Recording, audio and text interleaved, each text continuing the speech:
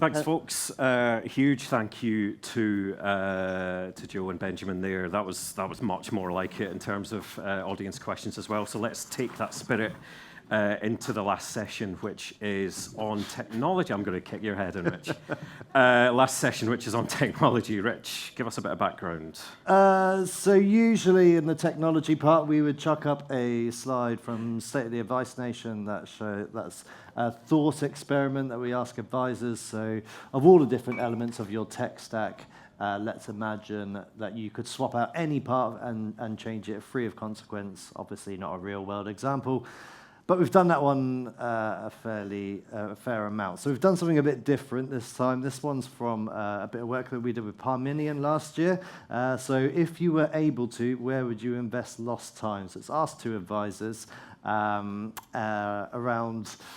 if all of the crappy things that are inefficiencies in processes or in technology not talking to each other, service not being as good as it should be.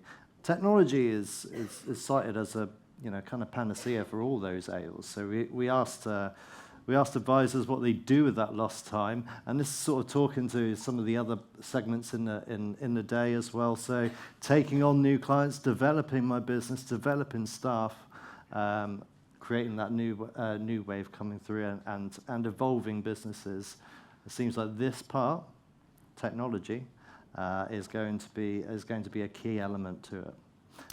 The other part, I guess, is a lot we've talked about. Let's go back 10 years ago. We were probably talking about letters of authority, transfers, and things like that.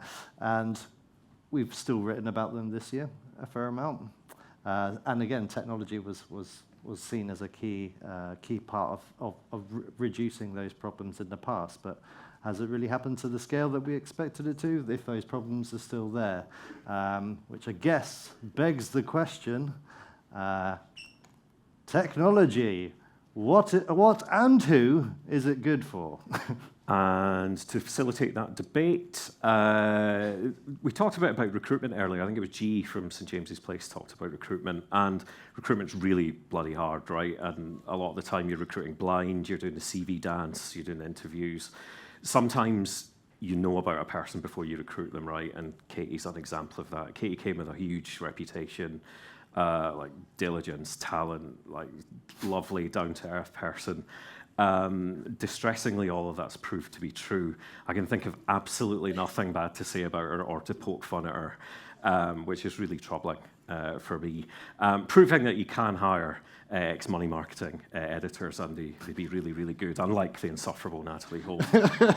So please put your hands together and welcome to the stage the wonderful Katie Picton.